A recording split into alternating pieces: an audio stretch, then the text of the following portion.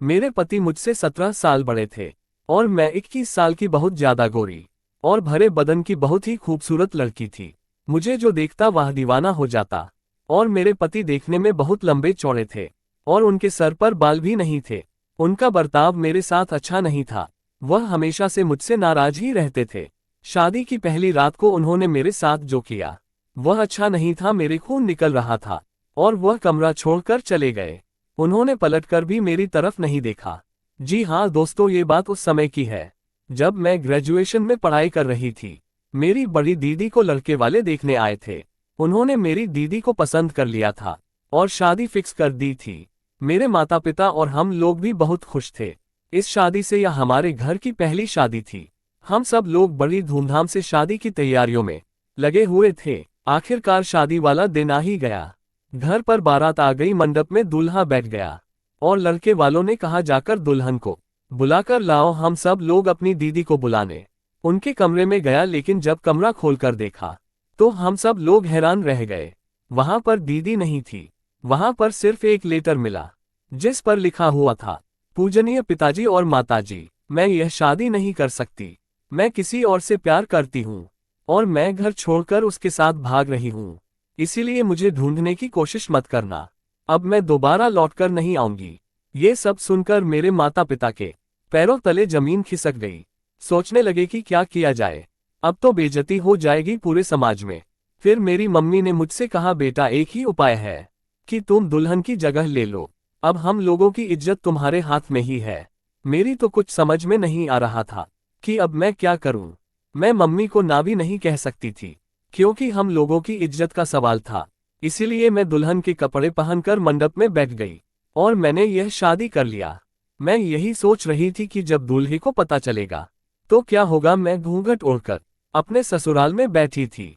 रात को जब दूल्हा आया और उसने घूंघट उठाया तो पूछा, तुम तो उसकी छोटी बहन हो, तुम यहाँ क्या कर रही हो? जाओ तुम अपनी बड़ी बहन को बुलाओ। मैंने अपने पति को सब कुछ सच सच बता दिया।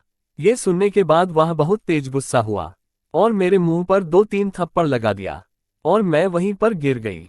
मेरे बहुत तेजी से खून निकलने लगा, लेकिन उसने मेरी तरफ ध्यान नहीं दिया और बहुत चिल्लाया और कमरा छोड़कर बाहर चला गया। मैं रात भर रोती रही और मैं कर भी क्या सकती थी। आखिरकार गलती हम लोगों की ही थी। ऐसा कई महीनों तक चलता रहा। उन्होंने कभी भी मुझे एक्सेप्ट नहीं किया।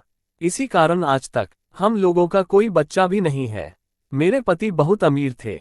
उनके पास पैसा दौलत सोना चांदी बहुत है, लेकिन बस हम लोगों के पास सुकून नहीं था। हम लोग जब भी बाजार जाते थे तो लोग मुझे उनकी बेटी समझ लिया करते हैं। यह देखकर वह मुझसे और भी ज्यादा जल जाते थे। इसीलिए वह मुझे कभी भी अपने साथ लेकर नहीं जाते थे। एक दिन मैंने पड़ोस में एक लड़के को देखा जो मुझे घूर रहा था। मैंने जब ध्यान से उसको देखा तो यह वही लड़का था जो मेरे साथ मेरे क्लास में पढ़ता था। उसका नाम रोहित था। हम लोग कभी एक साथ बैठकर बात कर लिया करते थे। मेरे पति से तो मेरी हमेशा लड़ाइयाँ ही होती थी।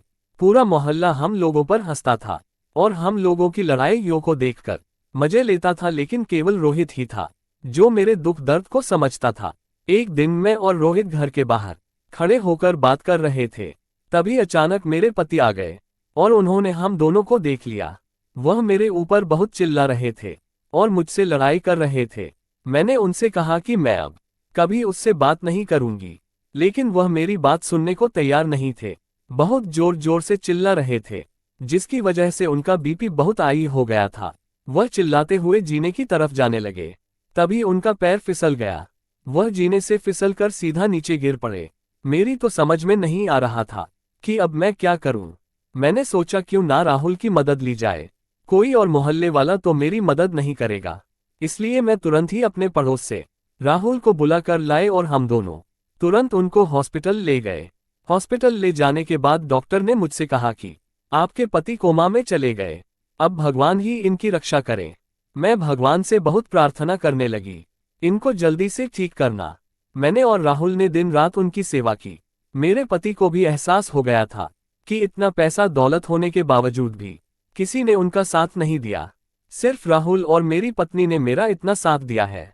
एक दिन डॉक्टर ने मुझे कॉल की और कहा आपके पति होश में आ गए हैं, जल्दी आ जाए। मैं और राहुल जल्दी से हॉस्पिटल पहुंचे। मेरे पति ने मुझसे कहा कि अब मेरे पास ज्यादा समय नहीं है। ये लो बक्से की चाबी, तुम और राहुल आपस में शादी कर लेना। मैं अब इस दुनिया से जा रहा हूँ। तुम लोग हमेशा खुश रहना। यह कहते ही वह इस दुनिया से चले गए। हम लोग बहुत रोए और उनको अंतिम विदाई देकर अपने घर लौटे तो वह चाबी से हम लोगों ने वह बक्सा खोला तो हम लोगों के होश उड़ गए। उस बक्से में इतना सोना, इतना चांदी था कि हम लोगों की 7 पुश्तें बैठकर खा सकती थी। मैंने और राहुल ने शादी कर ली। आज हमारे 2 बच्चे भी हैं।